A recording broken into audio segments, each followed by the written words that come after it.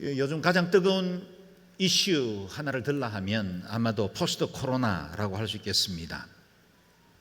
눈에 보이지도 않는 이 지극히 작은 미생물이 세상을 바꾸고 있습니다. 심지어는 BC와 AC, Before 코로나와 After 코로나라는 신조어까지 생기게 되었습니다. 각 분야 전문가들이 포스트 코로나 시대에 우리가 맞이하고 직면할 세상에 대해서 여러 가지 전문적인 전망을 내놓고 있기는 하지만 그 모든 전망의 마지막 결론은 비슷합니다. 우리가 가보지 못한 불확실한 미래를 맞이하게 될 것이다 라는 것입니다.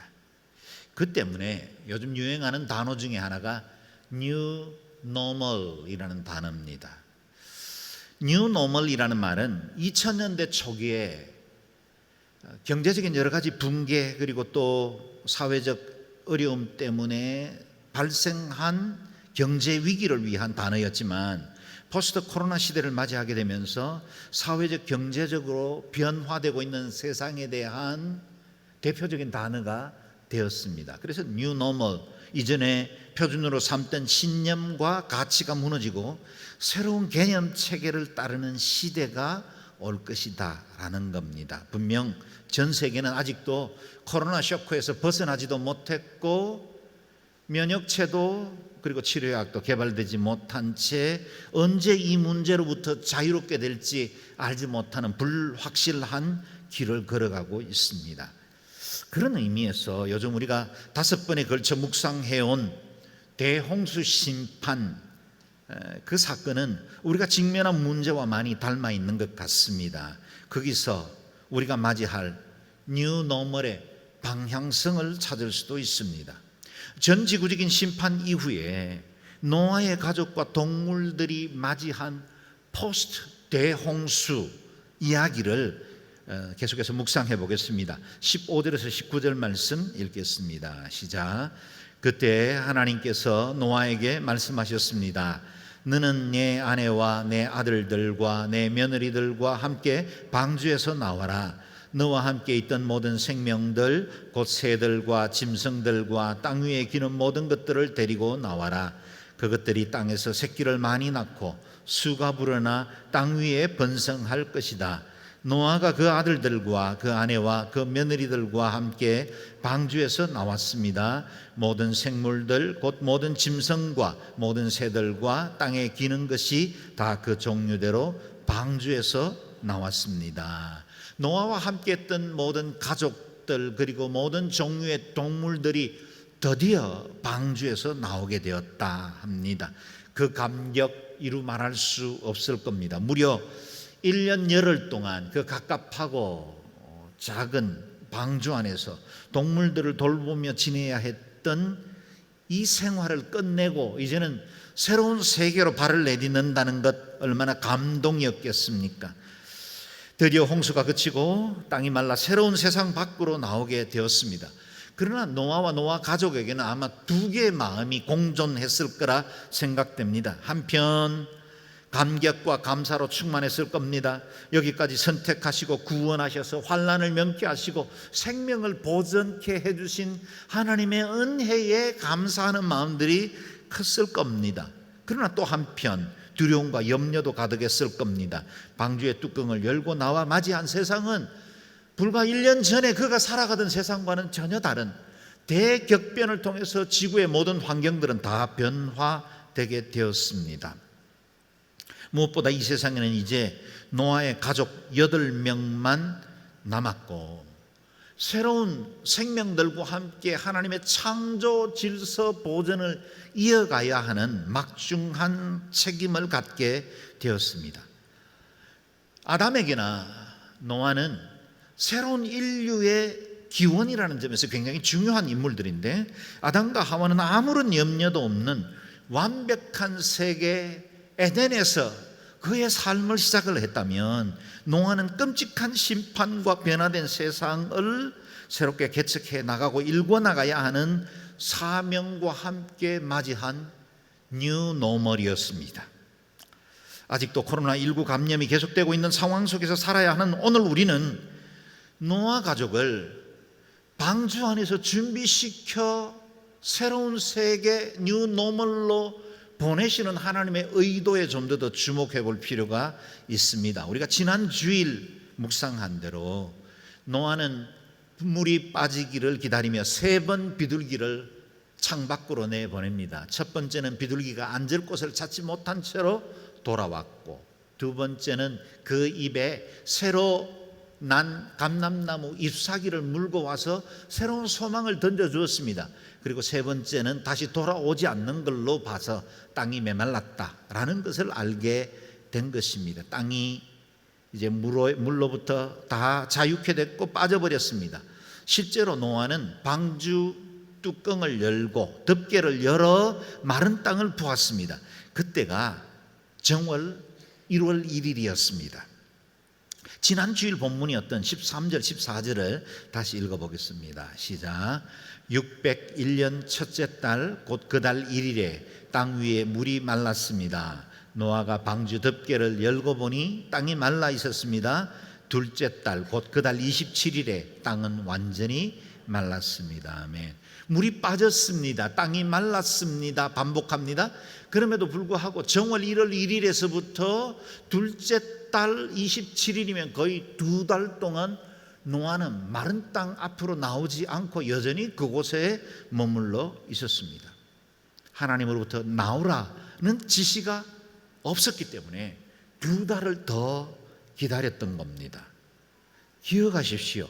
믿음의 생활의 승패는 언제나 이 2달로 인해서 결정이 납니다. 많은 사람들이 하나님의 말씀과 인도하심을 따라 살아가다가 남아있는 2달을 순종하지 못함으로 인간의 시간으로 바꿔버리기 때문에 실패하는 경우가 많이 있습니다. 내 눈에 보기에는 땅에 이미 물이 다 빠졌습니다. 움직여도 될 것 같습니다. 이번에 놓치면 이렇게 좋은 기회 다시 오지 않을 것 같아서 섣불리 행동에 옮길 때도 있습니다. 그런데 그 이 2달은 여전히 하나님이 방주 안에 머물라고 말씀하시는 시간입니다. 이때 움직이면 안 됩니다. 마치 아브라함이 사라의 몸을 통해 주실 언약의 자손을 기다리지 못하고 인간의 시간으로 그의 방법으로 이스마엘을 얻은 것과 같습니다. 그 때문에 아브라함 개인의 가정에 큰 어려움이 되었을 뿐만 아니라 오늘날 여러 중동 문제의 씨앗으로 남아있는 것입니다. 주님의 시간을 분별하고 기다릴 줄 아는 것이 지혜입니다. 지금까지 여러분 잘 참아 오셨습니다. 남아있는 2달, 그 기간이 얼마일지는 모릅니다. 그러나 아직 사인이 주어지지 않는 이 2달은 소망 중에 인내를 가지고 견뎌야만 하는 시간입니다. 이스라엘 역사 가운데서 가장 위대한 왕으로 불리는 다윗 역시 많은 순간 고통의 시간을 보내어야 했고, 그 시간 동안 그가 어떻게 성공적으로 기다림의 시간을 보낼 수 있었는지 시편 37편에서 잘 말하고 있습니다. 5절 6절 말씀을 자막을 통해서 읽어보겠습니다. 시작. 당신의 길을 여호와께 맡기십시오. 또 그분을 신뢰하십시오. 그러면 그분이 이루어 주실 것입니다. 그분이 당신의 의를 빛나게 하시고 당신의 의를 한낮처럼 밝히실 것입니다. 아멘. 맡기십시오. 신뢰하십시오. 이 2 단어에 주목해야 합니다. 맡기십시오. 맡겼거든 주를 신뢰하십시오. 그러면 그분이 이루어 주실 겁니다. 맡기는 건 우리가 하는 일이지만 일들을 이루어 가시는 분은 하나님이 하신다라고 말씀하십니다. 그래서 기다림은 믿음의 또 다른 얼굴입니다.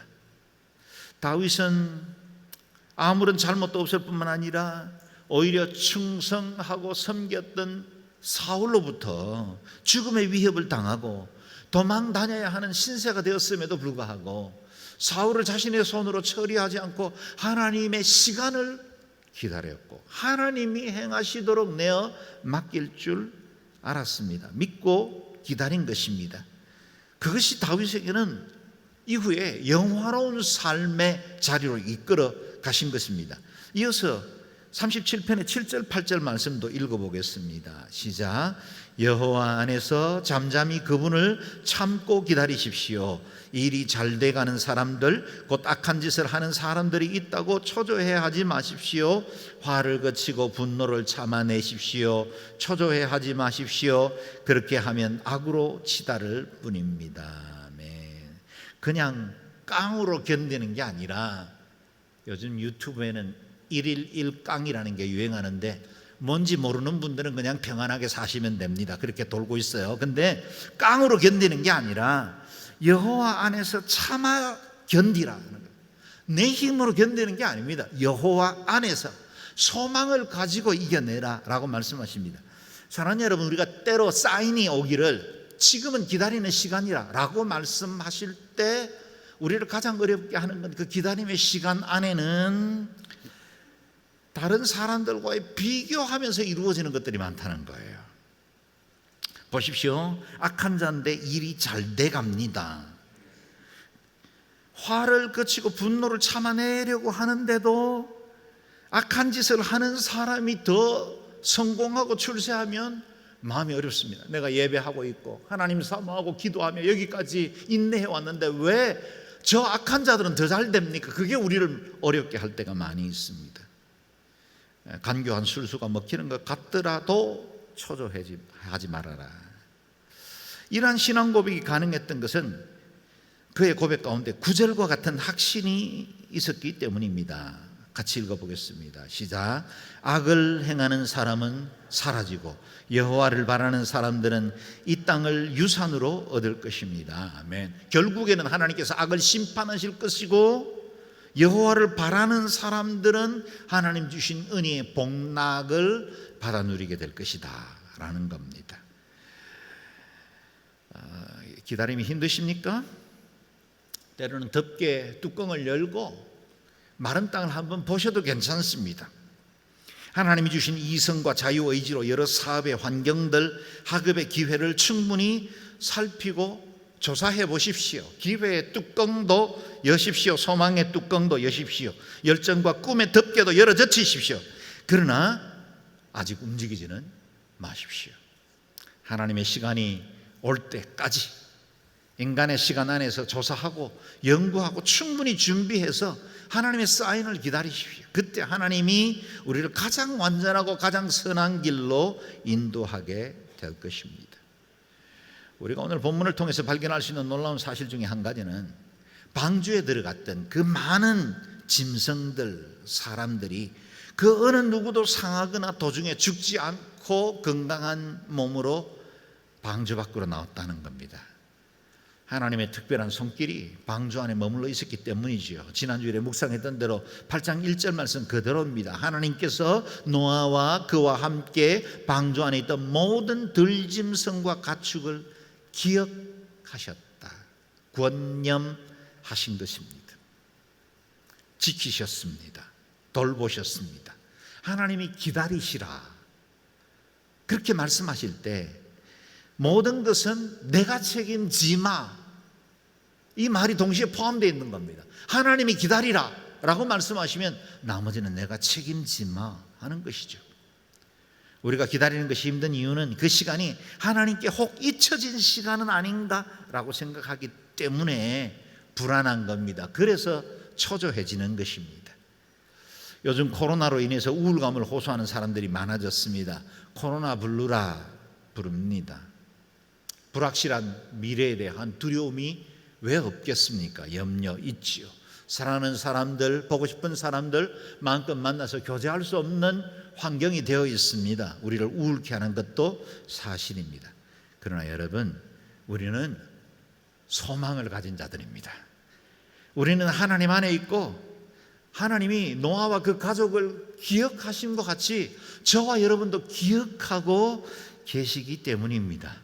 우리가 방주에서 나올 때까지 주의 뜻을 이루고 내 시간에 가장 온타임 정확한 하나님의 때가 올 때까지 하나님 우리를 상하게 하지 않을 겁니다. 우리를 지켜주실 것입니다. 하나님께서 돌보고 계시는 줄로 믿습니다. 그래서 불안과 염려 대신 노아가 맞이한 뉴 노멀에 대해서 주목해 볼 필요가 있습니다. 노아는 현실의 무게가 태산같이 그를 짓눌렀을 그 시간에 두 가지의 사명에 집중하기로 결정했습니다. 첫째는 새로운 세계의 질서를 열어가는 것이었습니다. 17절 말씀 다시 읽어볼까요? 시작. 너와 함께 있던 모든 생명들 곧 새들과 짐승들과 땅 위에 기는 모든 것들을 데리고 나와라. 그것들이 땅에서 새끼를 많이 낳고 수가 불어나 땅 위에 번성할 것이다. 아멘. 노아 가족이 방주에서 나오게 되었다는 말은 동시에 새로운 사명이 시작되었다는 의미이기도 합니다. 아담과 하와에게 주어졌던 완벽한 세상에 비해 노아가 맞이한 세상은 너무나 참담할 만큼 파괴된 세상이었지만 두 가지 사실은 똑같이 주어져 있습니다. 하나는 생명이고 또 하나는 하나님의 약속입니다. 반복할까요? 생명과 약속은 아담에게나 노아에게나 동일하게 주어져 있습니다. 노아 가족은 죽지 않았습니다. 생명을 가졌습니다. 무서운 심판 속에서도 구원을 받았습니다. 아무리 힘겹고 어려운 상황을 맞이한다 할지라도 저와 여러분에게는 생명이 있지 않습니까? 육신의 목숨이 붙어 있고 무엇보다 그리스도 예수 안에서 우리는 영원한 생명을 소유하고 있습니다. 지금까지 이끄신 하나님의 신실한 손이 함께 있지 않았습니까? 어제나 오늘토록 영원토록 동일하신 그 하나님이 노아와 함께 하신 것처럼 우리와 함께 하시고 우리에게 부여한 생명력이 있습니다. 우리의 생명이 생명의 원천 되신 하나님께 접붙임 받고 있는 동안에 결코 우리에게 실패나 좌절은 존재하지 않습니다. 때로 어렵고 힘들어도 그 생명의 공급자 되시는 그 하나님으로부터 받아 누리는 그 은혜의 새 생기가 우리를 기필코 살려내시기 때문입니다. 저와 여러분에게는 생명의 능력이 소유되어 있습니다. 그렇다면 낙심하지 마십시오. 포기하지 마십시오. 좌절하지 마세요. 많은 자살하는 사람들이 있고 OECD 국가 중에서 우리나라는 지난 11년 동안 자살률 최고의 국가를 계속해서 유지하고 있습니다. 그 가운데 그리스도인들도 없지 않아요. 마음이 안타깝습니다. 살아낼 수 있습니다. 하나님 우리와 함께 하십니다. 살았거든 힘과 용기를 가지십시오. 그리고 하나님 바라보실 수 있기를 바랍니다. 어떤 환경 중에도 소망을 저버리지 마십시오. 은혜의 닷을 그리스도께로 두고 하나님 굳게 붙들고 매일매일 믿음으로 승리할 수 있기를 주의 이름으로 축원합니다. 또한 저와 여러분에게는 하나님의 언약인 말씀이 있지 않습니까? 하나님께서 세상 끝날까지 우리와 항상 함께 하겠다고 약속하셨습니다. 만일 하나님이 우리를 위하시면 누가 우리를 대적하리요? 선언하던 사도 바울의 그 언약의 말씀이 그 믿음의 담대함이 우리에게도 있지 않습니까? 무엇이 두렵겠습니까? 아무런 고난도 없는 삶이 부럽기는 하지만 우리는 더욱더 완전하고 영원한 생명을 소유하고 있고 그 언약 소망 가운데 살아가고 있습니다.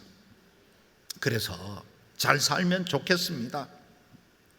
건강하면 은혜입니다. 그러나 죽어도 괜찮습니다. 죽으면 우리는 더 좋은 세상이 기다리고 있습니다. 날마다 하나님의 언약 안에 있기 때문에 그 언약 우리와 함께 하시고 영원토록 우리를 인도해 주시는 그 언약 안에 있는 자들에게는 살아도 죽어도 흥해도 망해도 병약해도 건강해도 그 모든 것이 하나님의 은혜이고 선하신 주의 뜻대로 우리를 인도해 가시는 줄로 믿습니다. 우리는 모든 것이 완벽했던 아담의 복을 받은 사람들은 분명 아닌 것 같습니다. 우리는 홍수 심판 이후에 태어난 모든 인류는 노아의 복을 이어받았습니다. 여전히 척박한 환경을 헤쳐나가야 할 사명을 가진 사람들입니다. 결코 쉽지 않는 현실 한가운데로 보냄받았습니다. 그래서 미션이 있습니다. 그래서 해야 될 일들이 있고 그래서 어쩌면 우리 가슴을 계속해서 뛰게 하고 여전히 긴장해야 하고 여전히 깨어있어야만 이겨낼 수 있는 환경 가운데 살아갈 깨어있는 하나님의 사람들이 된 것입니다. 많은 그리스도인들이 구원받는 것을 신앙의 최종 목적지로 삼고 있습니다. 죄의 심판을 피해 구원의 방주에 오르는 것, 그건 정말 중요합니다. 꼭 그러셔야 합니다. 그러나 그게 우리의 궁극적인 목적은 아닙니다. 말씀 전체를 보시면 노아와 그 가족들 짐승들을 방주 안으로 들이신 분은 방주에 태우는 게 목적이 아니라 방주에서 나와서 하나님께서 지으신 그 세상의 창조 질서를 이어가게 하시는 것이 그분의 목적입니다. 첫 창조 때와 같이 다시 생육하고 번성하여 이 땅에 하나님의 창조 세계를 이어가게 하는 것입니다. 방주 안에 머물 때가 구원을 위한 시간이라면 방주에서 나오는 그 시간은 사명을 위한 시간입니다. 노아와 그 아들 때문에 그 아들 앞에 펼쳐진 세상은 심판으로 파괴된 황폐한 뿐이었지만 그들은 사명을 가진 자로 새로운 나라를 이루어갈 거룩한 비전을 가진 존재가 되었습니다. 사랑하는 여러분, 우리는 십자가라는 방주로 구원을 받은 사람들이 아닙니까? 땅에 살지만 하늘에 속한 자가 되었고 영원한 생명을 소유한 사람들이 되었습니다. 그렇다면 이제 남은 시간들은 사명을 위해서 살아야 할 시간들입니다. 이 세상을 섬겨야 하고 이 땅에 하나님의 뜻 이루어 나가는 일을 위하여 우리 자신의 삶을 드려야 합니다. 내 개인의 구원이라는 방주 안에 머물러 있는 사람들이 그 방주에서 이제는 나와 세상을 개척하고 경영하고 새롭게 정복해 나갈 사명을 가지고 있는 것입니다. 포스트 코로나 시대에 황폐한 심령들 가운데 예수 그리스도의 그 참되시고 영원한 소망을 보여줄 자의 공동체로 우리의 모습을 보여주어야 합니다. 더 많은 사람들을 그리스도께로 돌이켜야 합니다. 저와 여러분은 이 세대에 코로나 이전보다 더 많은 사명과 더 많은 해야 할 비전을 가지고 있는 일꾼으로 서게 되었습니다. 대홍수 이후에 노아 가족이 결정한 두 번째 사명은 예배 회복이었습니다. 20절 말씀을 읽어보겠습니다. 시작. 노아가 여호와를 위해 제단을 쌓고 정결한 짐승들과 정결한 새들 가운데 몇 을 잡아 그 제단 위에 번제로 드렸습니다. 아멘. 노아와 그 가족들이 방주에서 나와서 행한 첫 번째 일은 예배였습니다. 제단을 쌓고 정결한 짐승, 곧 제사에 사용되던 동물들을 골라 하나님 앞에 제물로 올려드렸습니다. 예배가 노아 가족에게 얼마나 중요한지, 그의 삶의 인생의 첫 자리가 곧 예배라는 사실을 보여준 것입니다. 물론 제물이 된 짐승 입장에서는 참으로 억울한 일이 아닐 수가 없지요. 그 엄청난 심판도 피해서 살아남았는데 방주에서 나오자마자 제물로 죽어야 한다니 정말 슬픈 일일 수도 있지요. 그러나 한편 얼마나 영광스러운 일입니까? 새롭게 시작된 인류의 첫 번째 제물로 하나님 앞에 드리는 향기로운 제사가 되었습니다.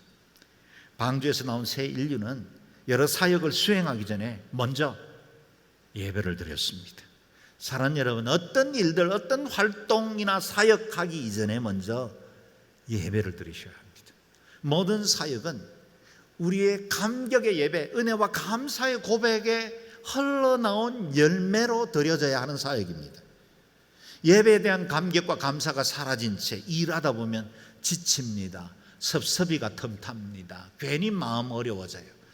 이렇게 수고하고 했었는데 왜 사람들 몰라주나, 목사는 왜 나한테 눈길을 안 주나, 이런 생각이 들기가 십상입니다. 그래서 예배를 회복해야 합니다. 예배의 자리에 서야 하고 예배가 첫 자리에 와야만 우리의 사역도 기쁨이요, 교제와 봉사도 기쁨이요, 하나님 앞에 섬기는 그 모든 일들이 즐거울 수 있습니다. 이와 같이 하나님께서 아담과 하와 첫 인류가 창조되었을 때도 하나님은 그들에게 첫 시간을 예배로 드리게 한 것입니다. 여러분, 엿새 만에 세상을 다 창조하셨고 마지막 엿새 날 끝에 아담과 하와를 흙으로 만들지 않았습니까? 그리고 난 다음에 하나님 편에서는 제7일이 되었지만 인간의 편에서는 제1일이 안식일이었습니다. 인간은 만들어지자마자 노동으로 부름받은 것이 아니라 안식으로 부름받았습니다. 첫 시간 하나님 앞에 예배하는 그 아름다운 고백을 통해서 안식일을 보내게 한 겁니다. 첫 번째 인류인 아담과 하와에게도 첫 시간은 예배였습니다. 두 번째 새로운 인류를 시작하던 노아에게도 첫 시간은 예배였습니다. 여러분의 삶의 그 모든 시간들의 첫 자리에는 언제나 예배를 두시기를 바랍니다. 예배를 통해서 주님을 내 인생의 첫 자리에 모실 수 있습니다. 예배에 실패하는 것은 모든 것에 실패하는 것입니다.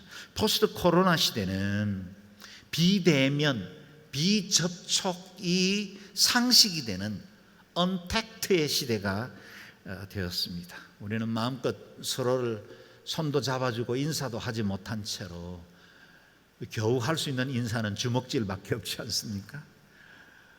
그 외에는 인사하지 못하는 이런 언택트의 시대를 살아가고 있는 우리에게, 그래서 아직도 예배에 충분히 오지 못하고 우리 교회 30% 40% 정도의 성도들만 주일 성수를 지키는 이런 상황이 되었지만, 여러분, 그것이 영상으로 드려지는 예배이든 예배당에서 드려지는 예배이든 이 예배에서 우리가 언택트가 아니라 진실로 컨택트 해야 될 일이 있다면 그건 하나님과 연합입니다. 하나님과 온전한 연합을 이루고 주님과 견고하게 붙어 있어서 마치 그 포도나무 가지가 포도나무에 붙어 있어 생명력을 공급받는 것처럼 하나님 앞에 절대적으로 예배만 삼하고, 하나님 한 분 외에는 다른 어떤 것으로 내가 이 위기와 어려움들을 이겨낼 수 없습니다. 소망 가운데 견고하게 붙들 수 있기를 바랍니다. 또 이 시간을 통해서 형식과 위선들을 제하고 온전한 예배를 회복해야 할 시간입니다. 내 안에 그동안 너무 불필요하게 장식되었던 내 인생을 허울 좋게 만들어주는 그 모든 것들, 없어도 괜찮은데 꼭 있어야 되는 것처럼 아등바등하며 살아왔던 것들 하나둘씩 내려놓는 시간입니다. 코로나는 우리에게 주신 하나님의 교훈의 일부분입니다. 그러므로 이 시간 동안 우리가 무엇보다 온전한 예배를 회복해야 합니다. 혹 상황적으로 이번 가을에 또 다른 팬데믹이 와서 2차 팬데믹이라고 전망을 많이 합니다. 혹 와서 우리가 다시 함께 모일 수 없는 상황을 맞이하더라도 우리가 머물러 있는 모든 곳은 진실로 하나님 앞에 예배하고 우리의 삶을 드리는 지성소의 자리가 되어야 합니다.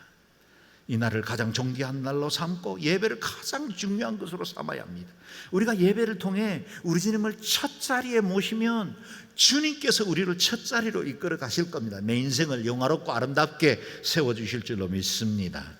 노아 가족의 예배가 얼마나 엄청난 역사를 일으키게 되었는지를 기록하고 있습니다. 21절을 읽겠습니다. 시작.